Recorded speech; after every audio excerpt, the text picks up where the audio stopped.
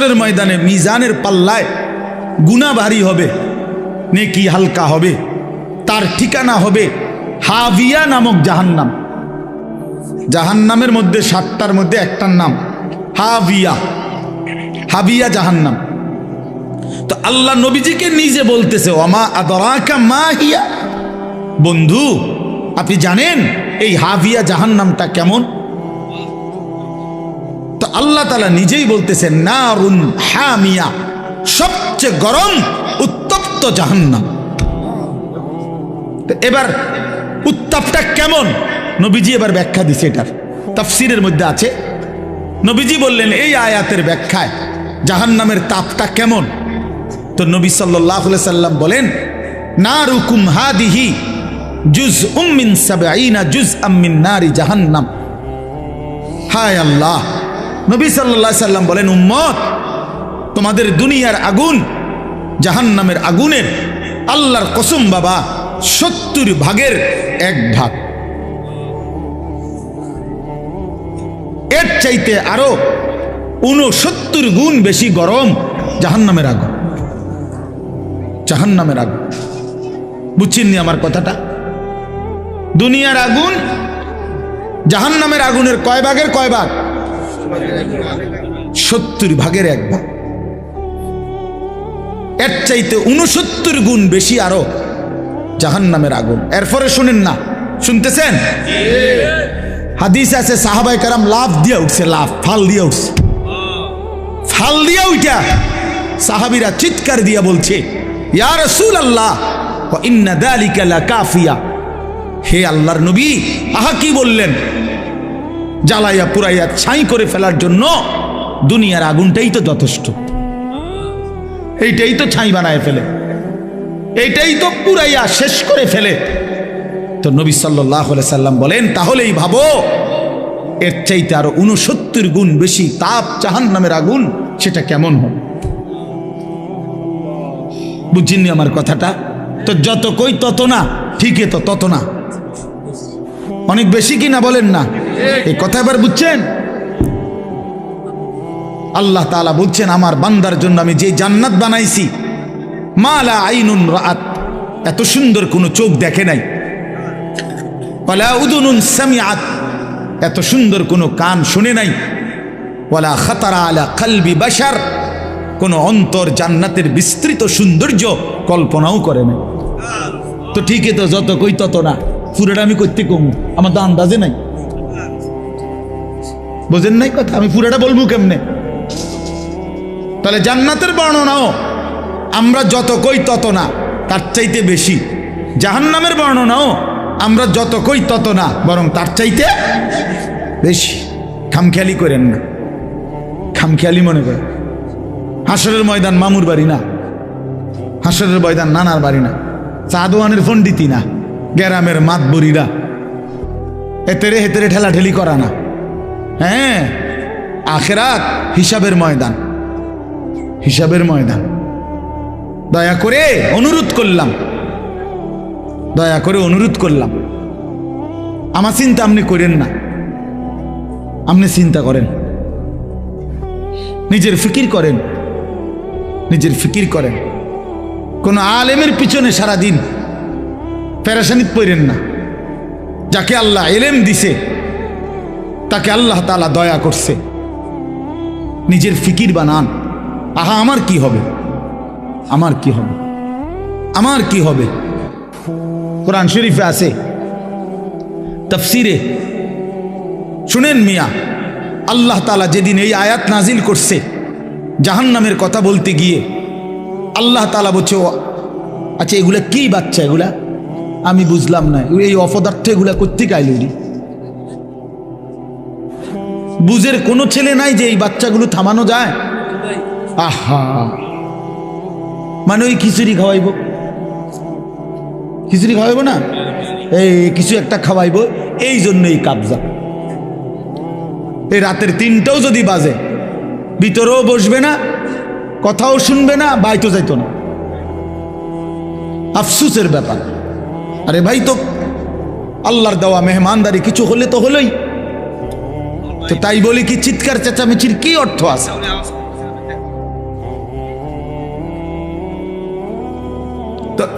কি বলতেছিলাম? হ্যাঁ, মাশাআল্লাহ, আল্লাহ তাআলা যেদিন এই আয়াত নাজিল করছে, ওয়াকুদুহান নাস ওয়াল হিজারা, আমার কথা শুনেন বাবা, আল্লাহ বলছে হে নবী শুনেন, জাহান্নামের আগুন লাকড়ি হবে মানুষ এবং পাথর, মানুষ ফেলবে আগুন আরো উত্তাপ হবে, পাথর ফেলবে আগুন আরো উতরাইবে। তো এই আয়াত যখন নাজিল হইছে, একজন সাহাবী ছিলেন বিখ্যাত, হযরত সালমান ফারসি রাদিয়াল্লাহু তাআলা আনহু, আপনারাও নাম শুনছেন।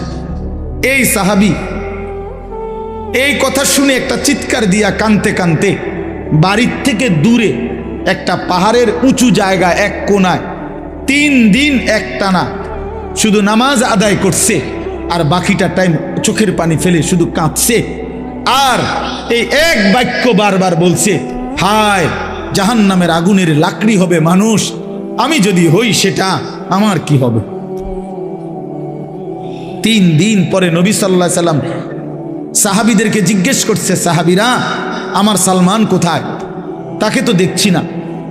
সাহাবীরা খুঁজতে খুঁজতে তালাশ করে ওই পাহাড়ের উঁচু জায়গার থেকে ওনারে ধরে আনছে, আইনা নবীজির সামনে আইনা বলছি, ইয়া রাসূলুল্লাহ, সালমান তো সেখানে বসে কাঁদতেই আছে আর বলতেছে, হায় জাহান্নামের আগুনের লাকড়ি হবে মানুষ, আমি যদি হই আমার কি হবে। এ কথা বলে শুধু কাঁদতেছে।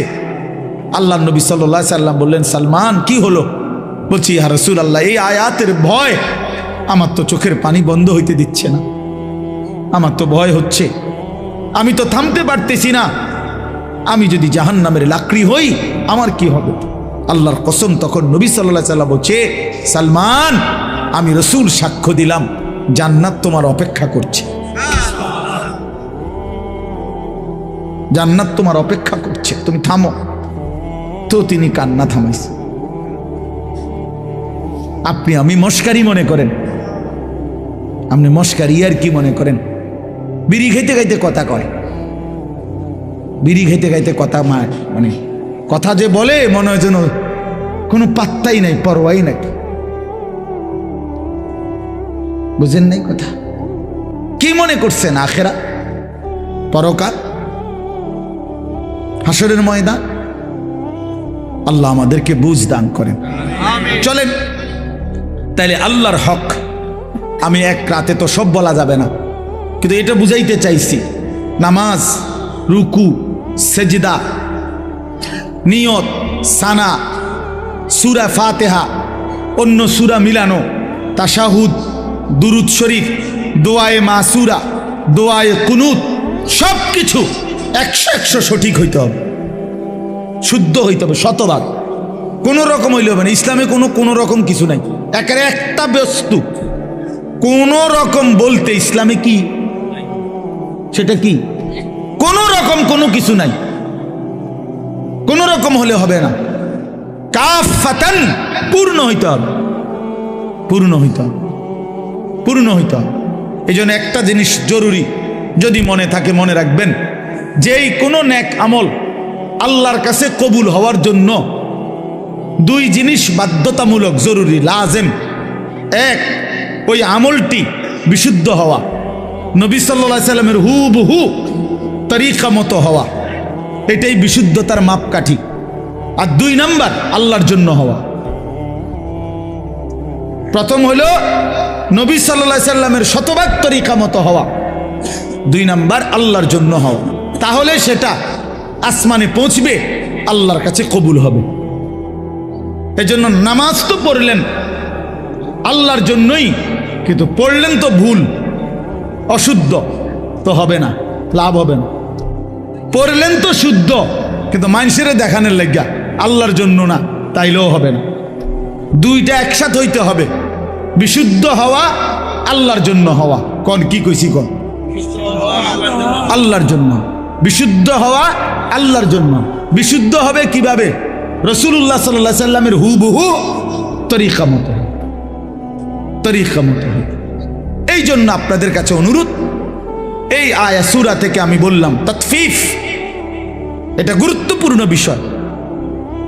হয় ইমাম মালিক রাহমাতুল্লাহ আলাইহি বলছেন, লিকুল্লি শাইইন ওয়াফাউন ওয়া তাতফিফুন, প্রত্যেক বিষয়ের একটা আছে পূর্ণ আর একটা আছে ঘাটতি, কমতি। ইসলামের মধ্যে কোনো আমল যেন ঘাটতি না হয়, পূর্ণ হইতে হবে, পূর্ণ হইতে হবে। আল্লাহ আমাদেরকে তৌফিক দান করেন। দ্বিতীয় কথা হইল বান্দার হক, এটার মধ্যেও কমতি না করা, ঘাটতি না করা। এখানে আমি শুধু একটা উদাহরণ বলি, সেটা হলো আপনজনের হক, আপনজনের হক বঞ্চিত না করা, ঘাটতি না করা। তাইলে ওই লোক জালেম, ওই লোকের জন্য জাহান্নাম। যারা আপন বোনের সম্পদ দেন নাই, আপনার জন্য জাহান্নাম। যারা আপন ফুফুর সম্পদ দেন নাই, আপনার জন্য জাহান্নাম। যারা আপন ভাইয়ের সম্পদ দেয় নাই, তাদের জন্য জাহান্নাম। যারা আপন স্ত্রীর মোহর আদায় করেন নাই, তাদের জন্য জাহান্নাম অপেক্ষা করছে। বান্দার হক এগুলো। কার হক? বান্দা। আরো আছে, একটাই বললাম, বান্দার হক কমতি করা যাবে না, কমতি করা যাবে। আপন বোন বাবার মৃত্যুর পরে ঠিক যা পায় তা পুরা দিতে হবে, শরীয়ত যেভাবে বলছে। এনে নয় ছয় করার, বাটপারি সিটারি করার কোনো সুযোগ নেই। আপন স্ত্রীর মোহর আদায় না করার কোনো সুযোগ নেই। আপন ভাইয়ের, বোনের, ফুফুর ইত্যাদি সম্পদ নয় ছয় করার কোনো অধিকার নেই। ওই লোক জালেম, ওই লোক একেবারে নিকৃষ্ট, একদম নিকৃষ্ট, একদম পচা মানুষ, একেবারে শ্রেষ্ঠ জালেম যে আপন জনের হক নষ্ট করে, আপন জনের হক নষ্ট করে। আপন বোন সম্পত্তি চাইছে, বাবার পৈতৃক ওয়ারিস সম্পত্তি নিবাগা, বইন বাগিনা আর আইতা না, আর আইতা না, আর খাইতা না আমগো ভাই, একবারে বুঝ করে নিগেবা নাকি? সারা জীবন বড় করলাম, ভাই হিসাবে আদর করলাম, বিয়ে শাদি দিলাম, অনার বাইছেন না, জালেম। এই ডাকাত কি কইল? বেটা তো বোনের ব্যাপার বল, তো বেটা ডাকাত, তুমি এটা কি বললা? এটা সে বুঝাইতে চাইলো যে এই গ্রামের যেই কোনো মানুষ আমার বাড়িতে ভাত খাইতে হইলে খাইতে পারবে এমনি, কিন্তু আপন বোন আর বাগিনা তারা যদি আমার বাড়ির দুগা ভাত খাইতে হয়, জমি দিয়া খাইতে হইবে। কথা বোঝেন নাই? জমি নিতে না তোমরা, তোমরা না আইবা পরে ভাত খাইবা? কত বড় নিকৃষ্ট জালেম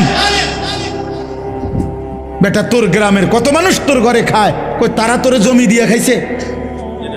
তো তুমি আপন বোনের বেলায় এটা কইলা কেন? আপন বোনের বেলায় এটা বললা কেন? আপন বোনের হক দিলা না কেন? কার জন্য আটকাইলা? ওই ছেলে মেয়ের জন্য? ওরা তোমারে মনে রাখবে? এই সম্পত্তি তোমার থাকবে? তো কি বাবা, কি ফায়দা হইল বলেন? বলেন, এক বিগত জায়গা ছেড়ে দিলে আপন ভাইয়ের বাড়ির রাস্তাটা হয়ে যায় না? দিত না? এই গাছ কান কাটতে লাইলে এনদের রাস্তাটা আইসা পড়ে না? দিত না? কেন? অসুবিধা কি? মনে করেন আমনে রে, সে তো আমার ভাই, আল্লাহর জন্য দুনিয়া একটু ছেড়ে দিলে কি হয়? দুনিয়া এমনিই ছাড়তে হবে না? কথা বলেন না কেন? আপনিও থাকবেন না, দুনিয়াও থাকবে না। এটা সত্য কিনা বলেন? একদিন আমিও থাকবো না, একদিন এই পৃথিবীও থাকবে না। কাল্লা ইদা দুক্কাতিল আরদু দাক্কান দাক্কা, আল্লাহ বলে সাবধান বান্দা, মনে রেখো আমি কিন্তু এই জমিন পাথরের মতো চূর্ণ বিচূর্ণ করে ফেলব, পাউডার বানায় ফেলব। তো কেন তুমি এই কামরা কামড়িটা করলা? কেন হক দিলা না? কেন আমনের ক্ষমতা দেখাইলেন? দলিলের মায়ের ফেস আমনে বুঝেন, অথবা টেয়া দিয়া পয়সা দিয়া হদ্দার মাতব্বরের কইয়া বাটপারি করে আমনে নিয়ে নিলেন আর এই 2 শতক। তো কি বেশি কি নিলেন? 2 শতকের জন্য অনন্তকালের আখেরাত বরবাদ করে দিলেন। 5 শতক জমির লেগা 10 দুনিয়া বরাবর জান্নাত ত্যাগ করে দিলেন। আস্তাগফিরুল্লাহ, কি করলেন, কি করলেন? এই জন্য বাবা, কোনোভাবেই আপনজনের হক, এটা বান্দার হক। বান্দা এক বাপ মারা যাওয়ার পরে বাপের কিনা যদি 1 কেজি লবণ নুন থাকে ঘরে, আল্লাহর কসম ভাই বোন সবার উপরে শরীয়ত সম্মতভাবে এই নুন বন্টন করে দেওয়া ফরজ। এটাই শরীয়ত। নুন নুন, জি জি, লবণ। আপনি তো হুদা মনে করছেন জমিন। বাড়ির ভিটা, এই যে বসত ভিটা যেটা, এটা 100 বোনের হক, ভাই বোন সবার হক। যেই জালেমরা আপন বোনকে বসত ভিটার থেকে বঞ্চিত করছে, ওরা জালেম, ওদের জন্য জাহান্নাম অপেক্ষা করছে। এটা নিজেরা কোত্থেকে এই গাঁজাখুরি কথা কোত্থেকে বানাইছে জিজ্ঞাসা করো। বলেন মিয়া, এখন প্রতিবাদ করেন। আমি আর কোনোদিন আসতাম না আপনার এলাকা। কি হইছে? কথা বলেন না। আর কোনোদিন না আসলাম না আর কি। আপনি বাঁচবেন কয়দিন, আমি আর বাঁচবো কয়দিন?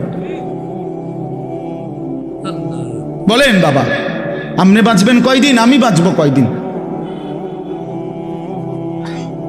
কে বানায় নিল এই কথা যে আপন বসত বিটায় বোনেরা পায় না? এত বড় মিথ্যা কথা, গাঁজাখুরি কথা। আসমানের নিচে জমিনের উপরে পৃথিবীর কোনো কিতাবে নাই। এই সমাজের বানানো কথা এটা। আমি আমার বোনের সম্পত্তি যখন দিছি, এই বসতের কসম আল্লাহ, আমার বোন অবাক। 3 বোন, 3 বোন। বোনেরা আমার বড় বোন কিতারে কস ভাই, এ কথাতে জীবনে প্রথম শুনলাম। আমি বলি 100 বোন। বাবার এই পৈতৃক যে ভিটা, এখান থেকে আপনারা আপনাদের অংশ নিয়ে যান। আপনি যদি বিশ্বাস না হয়, কারো দরকার আমার বোনের নাম্বার দেই, কালকে ফোন দিয়ে। হ্যাঁ চলেন। খামখেয়ালি মনে করছেন দুনিয়া? আপনিও মরে যাবেন, আমিও মরে যাব। দুনিয়াও থাকবে না, আমিও থাকবো না। তো হিসাব দিতে হবে, দিতে হবে না? কথা বলেন না কেন? তো কি মনে করছেন আখেরাত? 1.25 লক্ষ আম্বিয়া যে আখেরাতের হাসরের ময়দানের ভয়ে কানছে মিয়া, সেই মাঠের নাম হাসরের মাঠ। 1.25 লক্ষ নবী, আদম থেকে রসুল সাল্লাল্লাহু আলাইহি সাল্লাম পর্যন্ত হাসরের মাঠের ভয়ে কানছে। রব্বি লা তুখজিনি ইয়াওমা ইউবাসুন ইয়াওমা লা ইয়ানফাউ ওয়ালা মালুন ওয়ালা বানুন। এই যে ইব্রাহিম নবী বলছে, আল্লাহ হাসরের ওই কঠিন ময়দানে আমি ইব্রাহিম রে বেইজ্জতি করেন না। দোয়া করছি। আপনার কাছে হয়তো মনে হইব এখন, হুজুর ইডি কইয়া ওনার ফেঁস লাগাইলো সমাজটার মধ্যে। হ্যাঁ হ্যাঁ, আমি এক জায়গায় বিয়ার সুন্নত তরিকা বলছি, আর হুজুর অনিডি নতুন করে কইয়া ফেঁস লাগাইেন না। রাসূলুল্লাহ সাল্লাল্লাহু আলাইহি ওয়াসাল্লামের সুন্নাত বিবাহ কিভাবে হবে এটা আমি বলাতে বললো যে এটা ফেঁস লাগাইন না, কথা কইেন না, যে এমনি চলছে এমনি চলতে দেন। যে বেটা বলছে বেটার এখানে টাই পরা, স্যুট পরা, পরে আমি বললাম আঙ্কেল অবশ্যই আমি ফেঁস লাগানো ঠিক হবে না, এই জন্য আমি দয়া করে বিয়েটা পড়াইলাম না, আমনে মেহরবানি করে বিয়েটা পড়ান। বাবুরে আমি দুগা ভাত খেতে মাইছি, ভাত আল্লাহর রহমতে খাইছি, খানা শেষ হয়ে গেছে, আমি যাই। এইবার হুজুর আমরা কি আর এটি পারি? তা আমি এতক্ষণ পণ্ডিতি করলেন কেন বেটা ফাজিল? কথা বলেন। আমনে না কইলেন, আমি আমারটা কইলে ফ্যাঁস লাগবো সমাজে, তো আমনেরটা করেন, আমনে বিয়ে পড়ো, আমার সমস্যা। আমি তো ভাত খাইছি, দইও খাইয়া লাইছি, আমার বুঝ হয়ে গেছে। আমি যে খানার বুঝ পাইছি তো সারছে তো। হ্যাঁ, এই জন্য বাবা আমি হয়তো একটু শক্ত বলে ফেললাম আর কি, কিন্তু মনে কষ্ট নিয়েন না। আপনি বরঞ্চ ভাবতে শিখেন, বিষয়টাকে পজিটিভ দেখেন, ইতিবাচক দেখেন যে আহা আসলে তাহলে আমার কি করা উচিত। ঠিক কিনা বলেন না কেন? 5 শতক জমি কমে গেলে জিফুত মরতো না, আখেরাত বাইচা যাবে। 10 শতক জমি কম পাইলে সন্তান মরবে না, আমরা 5 ভাইয়ের জন্য আমার বাবা কোনো ঘর করে দিয়ে যায় নাই। 2008 সালে আমার আব্বা ইন্তেকাল করছে, 2009 সালে না 2015 সালে, 2015 সালে, আর এখন 2024, 9 বছর। এই 9 বছর আগে আমার আব্বা ইন্তেকাল করছে, যখন আমরা 5 ভাইয়ের কারো কোনো ঘর ছিল না। কিন্তু এই 9 বছরের ব্যবধানে বাবার ইন্তেকালের পরে আমরা 5 ভাইয়েরই আলাদা আলাদা জমি কিনা বিল্ডিং আছে, আলহামদুলিল্লাহ। তাহলে বাফ করে দিয়ে যায় নাই বলে সন্তান করতে পারবে না, এটা কোনো কথা না। বরং 5 জনের আমার সব ভাই কোনো ওয়াজ করে না, সব ভাইয়ের আলহামদুলিল্লাহ আল্লাহ ঘর করবার তৌফিক দিছে আলাদা আলাদা। তাইলে আমি আপনাদেরকে বুঝাইতে চাই, আপনি কেন হারামের মাধ্যমে সুদ দিয়া, ঘুষ দিয়া, বাটপারি, সিটারি কইরা, মিথ্যা বইলা, দলিলের মধ্যে 2 নম্বরই কইরা, আমনে এতেরে দিয়া, হেতেরে দিয়া, ওইতেরে দিয়া, ওইতেরে দিয়া, এতগুলো বাটফারি কইরা, আহা বান্দা, আয় আল্লাহর বান্দা, কার জন্য রাইখা গেলা? নিজের আখিরাত বরবাদ করে দিলা। কার জন্য রাইখা গেলে এই 10 শতক জমি? এত সিটারি করলা, এতটি দলিলের মধ্যে এতগুলো ফেঁস লাগাইয়া এই কদ্দুর জমি উদ্ধার করলা, বিনিময়ে আজ কার জন্য রেখে যাচ্ছ? তোমার না বলে? কবরে যাওয়ার দিন নাফরমান নিচ্ছ না কেন জমি? এই নাফরমান, এই না বলে তোর 10 শতক জমি নেস না কেন? এগুলা বলে নাও না কেন? এটা না তোমার? এই তাল গাছিটার লাগে না 30 বার মেল করলা, এটা নেও না কার? এত কষ্ট করে তাল গাছ উদ্ধার করলা, এটা এখন থুয়ে যাও কার? ইয়াকুলু ইবনু আদামা মালি ওয়া মালি। আল্লাহ নবী সাল্লাল্লাহু আলাইহি সাল্লাম বলেন, আহা বনি আদম সারাদিন বলে আমার মাল, আমার মাল, আমার মাল, আমার মাল। ওয়া হাল্লাকা ইবনা আদামা মিন মালিক। হাই বনি আদম, তোমার মাল কোথায়? নবীজি বলতেছে ওয়া হাল্লাকা আইন, তোমার মাল কোথায়? বা তোমার মাল কেবল 3টা। রাসূলুল্লাহ সাল্লাল্লাহু আলাইহি সাল্লাম বলছে তোমার কেবল 3টি, মা আকালতা ফা আফনাইতা, যা তুমি সরাসরি খাইছো, তুমি খাইছিলা, এটা তোমার। আও লাবিস্তা ফা আবলাইতা, যেটা সরাসরি গায়ে দিছো, তুমি গায়ে দিছো, এইটা তোমার। আও তাসাদ্দাকতা ফা আমদাইতা, যেটা আল্লাহর রাস্তায় দান করছো, সদকা করছো, মসজিদে, মাদ্রাসায়, মাহফিলে গরিবকে, অসহায়কে, বঞ্চিতকে, দুস্থকে আল্লাহর পথে খরচ করছো, এটা আখিরাতে জমা হইছে, এটা তোমার। কয়টা হলো? আল্লাহর কসম নবী বলছে এই 3টাই তোমার। ওমা সেওয়া দালিকা, আর বাকি সব ফাজাহিবুন, তোমার থেকে চলে যাবে। ও তারিকুহু লিন্নাস, মানুষের জন্যই রেখে যাবে, মানুষের জন্যই রেখে যাবে। শুধু শুধু ভুল করলা বান্দা, এতগুলো মিথ্যা বলা দরকার ছিল না, এতগুলো বাটফারি করার দরকার ছিল না, এত সিটারি করার দরকার ছিল না। এই কদ্দুর জমির লেগে, এ কয়টা টাকার জন্য, এ কদ্দুর ঘরের ফার্নিচারের জন্য এত মিশা কথা কইতে হয় না। 50 বছর সুদ খাইয়া, 30 বছর বাটফারি ব্যবসা কইরা, 50 বছর পর্যন্ত হালাল হারাম রোজগার কইরা কি কামাই করছে? 1 সেট সোফা বানাইছে, 6টা টেবিল আর 6টা চেয়ার, একটা ডাইনিং টেবিল, 4খান খাট, 2টা আলমারি, একটা ফ্রিজ, আর 2 ডজন কাচের প্লেট, 1 ডজন চার কাপ, 6টা নুনের বাড়ি, 4টা বাথরুমের মধ্যে 4টা বদনা, লোডা লোডা, আর কি তা ফাঙ্গাস, তেলাফিয়া, দুন্দুল, করলা, ধন্যতা, কাঁচামরিচ, খিরা, টমাটো, ঠিক না, পাতাকপি, ফুলকপি, আর কি আর কি?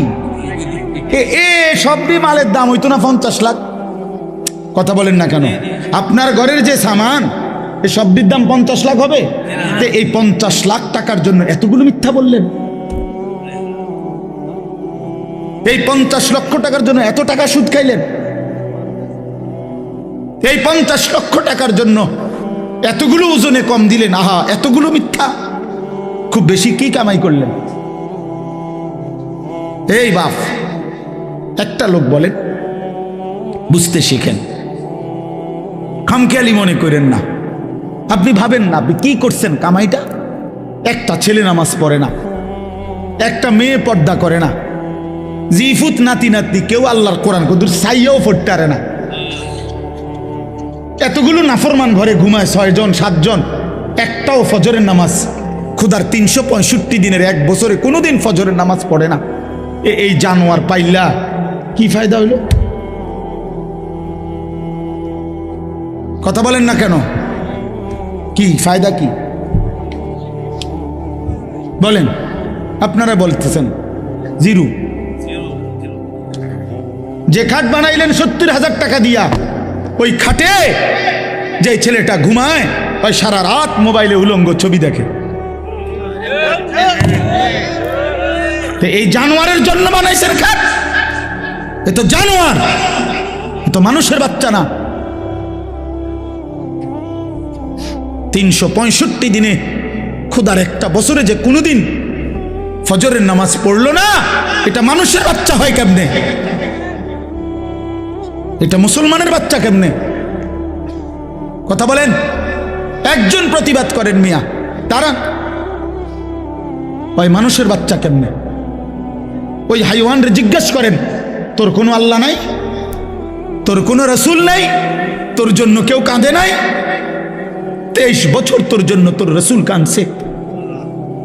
তায়েফের পাথরের আঘাতে পিঠটা চালনির মতো ছিদ্র বানায় ফেলছে। ক্ষুধার কষ্টে পেটে পাথর বাঁধছে 2টা। উহুদের দান দান শহীদ করা রক্তে উহুদের মাঠে নবী পড়েছিল ঘন্টার পর ঘন্টা। 3 মাস ঘরের চুলায় আগুন জ্বলে নাই।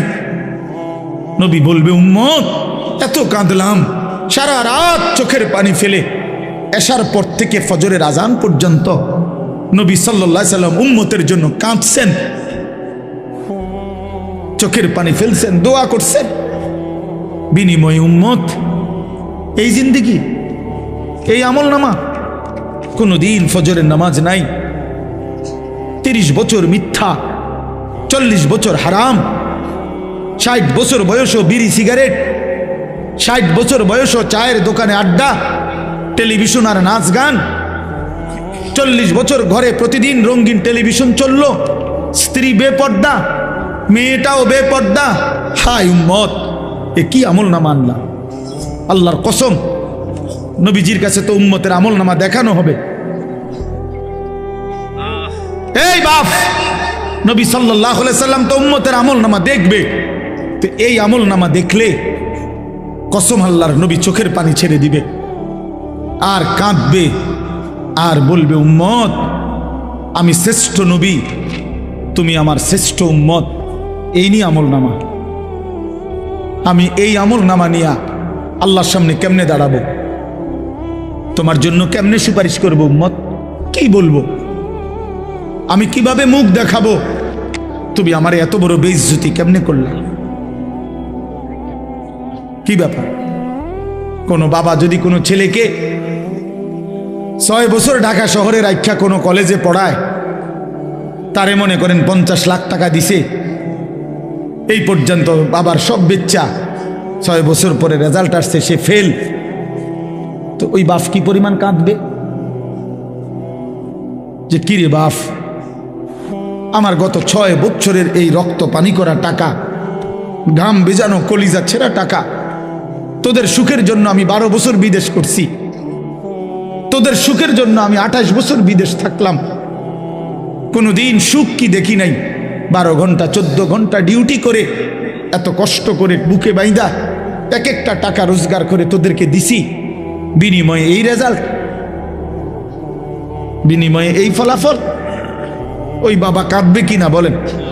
ওই মা কাঁদবে কিনা বলেন? তো রাসূলুল্লাহ সাল্লাল্লাহু আলাইহি সাল্লাম কাঁদবে না? বলবে, উম্মত 23টা বছর কাইদা, চোখের পানি ফেলে, রক্ত জড়িয়ে, পেটে পাথর বাইদা, ক্ষুধার কষ্ট সয়ে বিনিময়ে এই আমল নামা পাইলাম।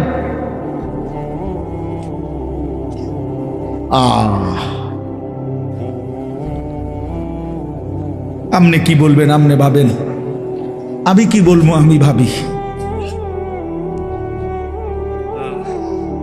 চলেন, কথা শেষ। সবাই মিলেই ভাবেন, এটুকুই ভাবেন, কি দাঁড়াবেন, কি বলবেন।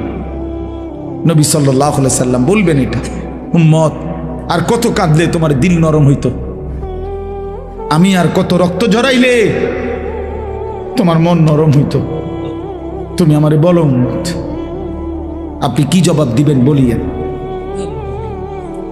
এত বড় বয়সকালে কেমনে বিড়ি খান? এই দুর্গন্ধওয়ালা মুখ নিয়ে নবী সাল্লাল্লাহু আলাইহি সাল্লামের সামনে কেমনে দাঁড়াইবেন?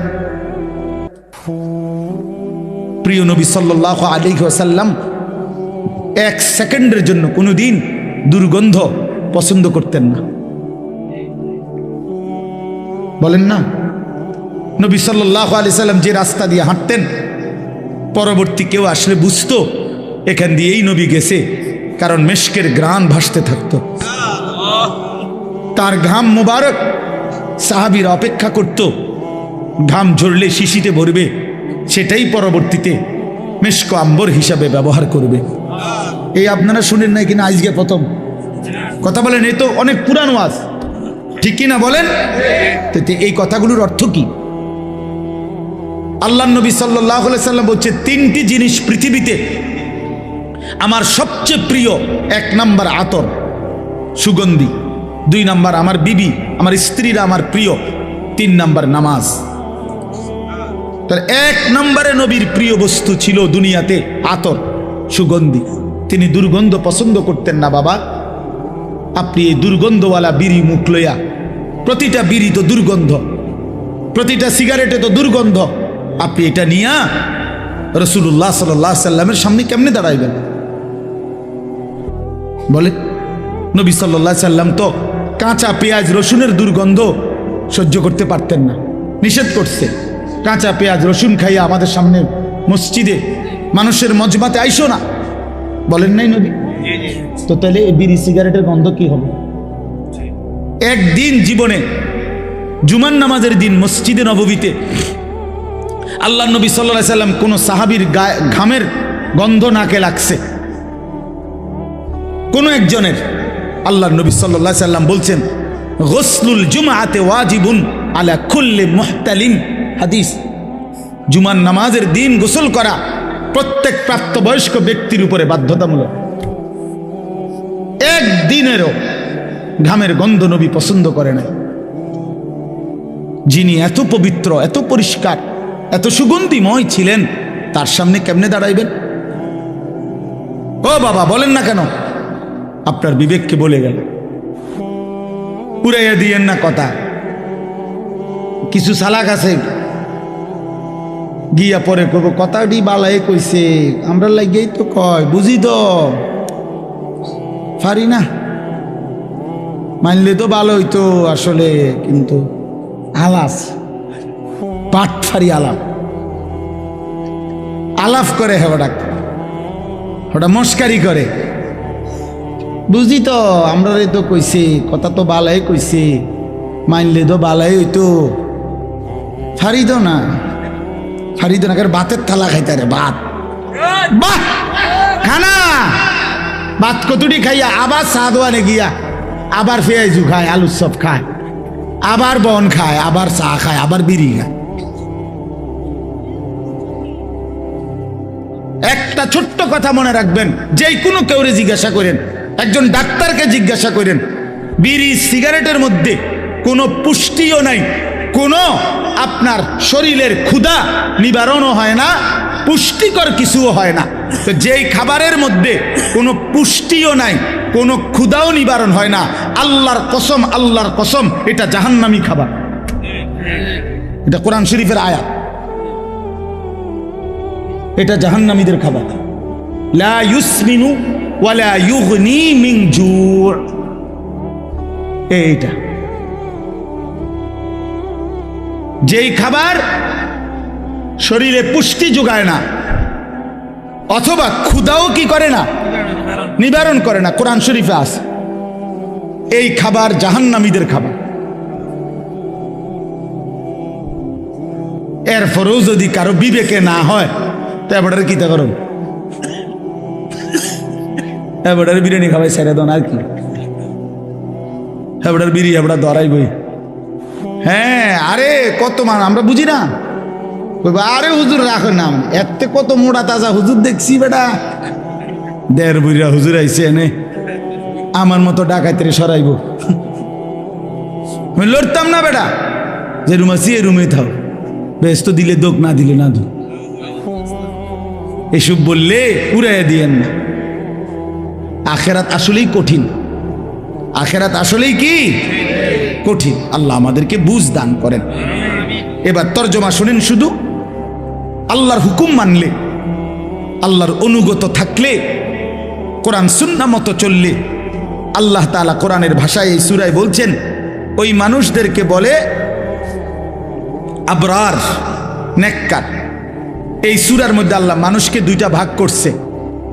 নেককার যারা সৎকর্মপরায়ণ তাদেরকে আল্লাহ বলছে আবরার, আর যারা পাপী নাফরমান আল্লাহ তাদেরকে বলছে ফুজ্জার।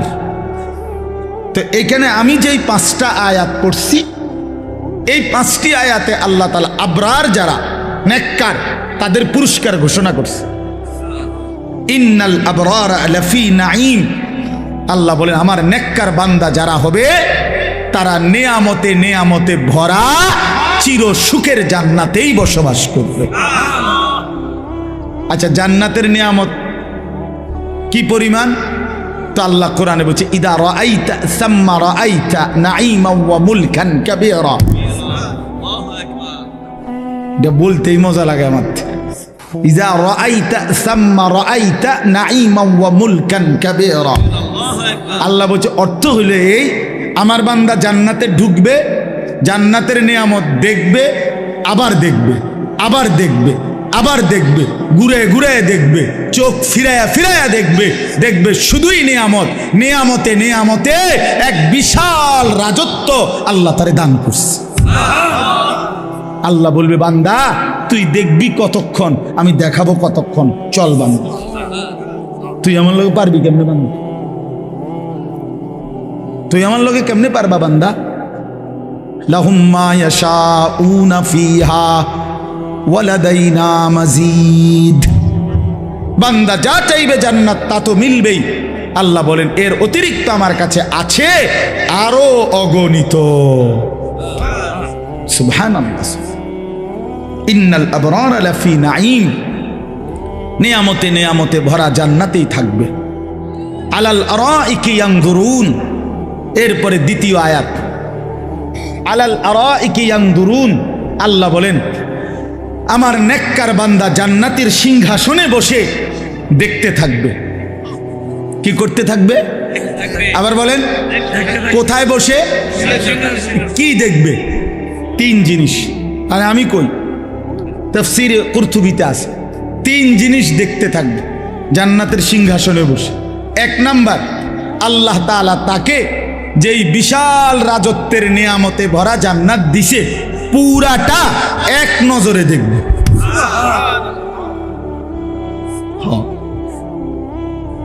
এক নজরে দেখবে। এখন কেমনে দেখবো তাহলে এক নজরে? নিশ্চয়ই জান্নাত হলো 10 হাত বাই 10 হাত মতো, নাহলে দেখবো কেমনে? জান্নাত যদি পুরা বাঙ্গরা ইউনিয়ন হয় আমরা কেমনে দেখবো? তা জান্নাত তো নিশ্চয়ই কি পুরা খালের সমান? কিতা 2টা রুমার একটা বারিন্দা। সবচেয়ে ছোট জান্নাত 10 দুনিয়া বরাবর। সবচেয়ে ছোট, সবচেয়ে ছোটটা এই 10 দুনিয়া বরাবর জান্নাত সে এক নজরে জান্নাতের সিংহাসনে বসে দেখতে থাকবে। যদি বলেন এটা কিভাবে সম্ভব, তা আমি বলি দোয়া করেন আল্লাহ আমারও জান্নাত যেন দেয়, আমনেরও যেন দেয়, দুজনে মিললে আমরা একসাথে দেখা আমনে আমারে বুঝাই কইবেন, আমি আমনেরে বুঝাই কইব। আল্লাহ কবুল করেন, নিয়ত করেন, আমিন বলেন। ওমা আল্লাহর কাছে জান্নাত চাইবেন না? জান্নাত তো আমগুলো লেগে বানাইছে আল্লাহ, ইমানদারের জন্য বানাইছে না? নাইলে আমি কেমনে কইতাম এটা কিরকম হইব, কেমনে দেখবো? আমি কি মিশনিটা দেখছিনি? এই জন্যই বললাম একসাথে যদি আল্লাহ আমগরে জান্নাতি বানায় তা আমিও দেখুম, আমনও দেখবেন, আমি আপনার বুঝাই কম, আপনি আমার বুঝাই কইবেন। আলাল আরাইকি ইয়ানজুরুন। এইলো এক। 2 নাম্বার, জান্নাতি ব্যক্তি জাহান্নামের দৃশ্য, আযাবের দৃশ্য জান্নাতের সিংহাসনে বসেই সচক্ষে দেখতে পাবে আর চিৎকার দিয়া বলবে, হায় মাওলা, আপনার কত বড় দয়া, আপনি আমারে কি জঘন্য ভয়ানক জাহান্নাম থেকে বাঁচায় দিলেন। এই কয়টা হলো? 3 নাম্বার। 3 নাম্বারটা কই? আল্লাহু আকবার। 3 নাম্বার হইল, একটু জিরান তারপরে কই। আল্লাহ, 3 নাম্বারটা হইল জান্নাতি বান্দা জান্নাতের সিংহাসনে বসে মহান আল্লাহ পাক রব্বুল আলামিনকে দেখতে থাকবে। প্রথমবার যখন দেখবে 70,000 বছর একটানা মালিকের দিকে তাকাইয়েই থাকবে। এটা কি মজাদার বিষয়। এর লাগে হয়েছে একটু জিরা, মানে একটু মজা করে কই। ইলা রাব্বিহা নাযিরাহ, সরাসরি রব্বুল আলামিনকে বান্দা দেখবে। আলাল আরাইকি ইয়ানজুরুন ইলা রাব্বিহি আযজা ওয়া জাল।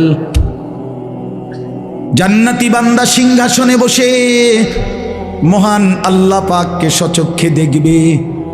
70,000 বছরের জন্য জান্নাতের সব নিয়ামত ভুলে যাবে।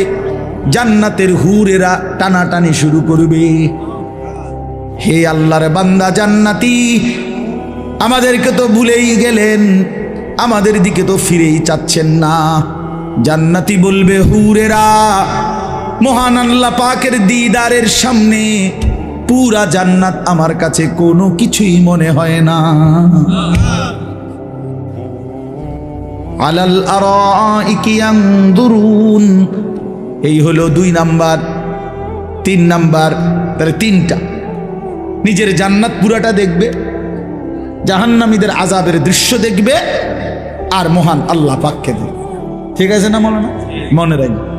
এই যে মৌলানাও, আমি যখন সোনাকান্দা মাদ্রাসায় নতুন আসি, তখন এই শেষ, মানে হেগো পড়া শেষ বছর, আমিও মাত্র আসছি। তো কিছুদিন, হয়তো অল্প কিছুদিন আমার ক্লাসও ছিল। বাকি অনেক সুন্দর বয়ান করে, আল্লাহ ভালো করেন, তৌফিক দান করে।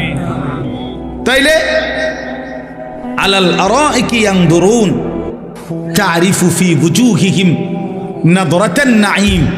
আল্লাহ নবীকে বড়, নবীজিকে আল্লাহ বলতেছে, বন্ধু শুনেন, জান্নাতি বান্দাকে আপনি যখনই দেখবেন 24 ঘন্টা তার চেহারার মধ্যে হাসি, আনন্দ, প্রফুল্লতা, চির সজীবতা বিরাজ করছে।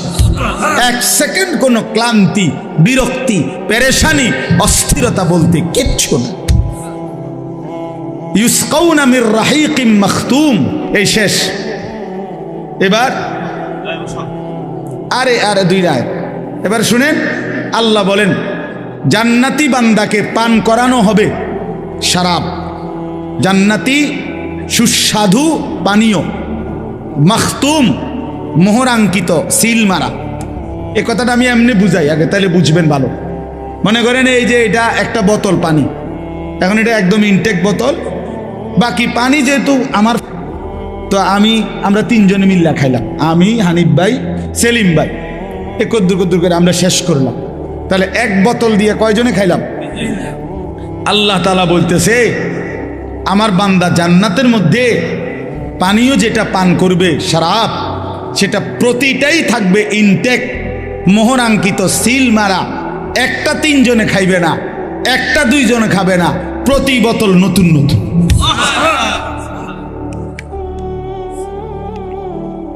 মাখতুম, প্রত্যেক বোতল সিল মারা, মোহর মারা, ইনটেক। হ্যাঁ, 3 জনে ভাগ করে খাওয়ানোর মতো জান্নাত। আল্লাহ বলে, কস কি বান্দা, এটা জান্নাত দেখি সাপের বাজার নি, আমার মাদ্রাসা আছে না, এটা জান্নাত বান্দা। এখানে আমার বান্দা রাহিকিম মাখতুম, মোহরাঙ্কিত, সিলগালা করা, মোহর মারা পানীয়, প্রতি বোতল প্রতি গ্লাস নতুন নতুন শরাব পান করবে। খিতামুহু মিস্ক, এই শেষ আয়াত আল্লাহ তাআলা বলেন এই মোহর যেটা মানে সিল, যেটা দিয়ে আটকায় রাখছে আর কি বোতলটা, এটা যখনই উঠাবে প্রতি মোহর সরাইলেই পুরা চতুর্দিক পুরাটা মজমা মেশক আম্বরের ঘ্রাণে ভরে যাবে। খিতামুহু মিস্ক, খিতাম মানে এই মোহর মানে মুখাটা, ওই সিল যেটা মারছে আর আটকায় রাখছে যেটা, এটা খুললেই কি বের হবে? মিস্কের ঘ্রাণ। ওয়াফি যালিকা ফালিয়াতানাফাসিল মুতানাফিসুন। এই শেষ কথা হলো আল্লাহ এবার উপদেশ দিচ্ছে, অতএব আমার বান্দা এমন চমৎকার জান্নাতের জন্যই তোমাদের প্রতিযোগিতা করা উচিত। বুঝছেননি বাংলা কথাটা? এমন সুন্দর জান্নাতের জন্যই, এমন চমৎকার মজাদার জান্নাতের জন্যই তোমাদের কি করা উচিত? প্রতিযোগিতা করা উচিত। তাফসিরে মাআরিফুল কোরআনে লিখছে, হে আল্লাহর বান্দা, আল্লাহ বুঝাইতে চাচ্ছে অতএব হে বান্দা, দুনিয়ার জন্য প্রতিযোগিতা কইরা কোনোই লাভ নাই। এটা সূক্ষ্ম কথা শুনেন, আমার কাছে খুব ভালো লাগছে এই কথাটা, যে লিখছে দুনিয়ার জন্য প্রতিযোগিতা কইরা সর্বোচ্চ চেষ্টা করে যে প্রথম হবে, ফার্স্ট হবে, সেও মরে যাবে, যে লাস্ট হবে সেও মরে যাবে। জিতলেও কবরে, হারলেও কবরে, তো লাভ হইল কি? বুঝেন নাই কথাটা? এটা দারুণ কথা না? মানে দুনিয়া আমি একবারে ঠিক আছে, আমি 1 নম্বর ধনী হইছেন তো, তার মরবিন নি আগে এটা কথা, তো লাভ হইল কি? আর 1 নম্বর হইয়া কি লাভ হইল? এমন যদি হইতো যেহেতু আমি ফার্স্ট হয়েছি আমার মরণ নাই, বাকি যারা লাস্ট হয়েছে তারা মরে যাবে, এরা যেহেতু পাস করছেন।